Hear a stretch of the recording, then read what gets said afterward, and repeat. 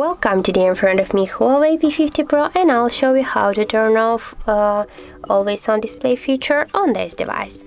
So first we'll just unblock our device, and now we should go into the settings application, then tap here to the home screen in the wallpaper section, and here you'll see the always on display section. Tap there, and just to turn off this feature, tap here once on the switcher, and by this way you can turn off this always on display on your device.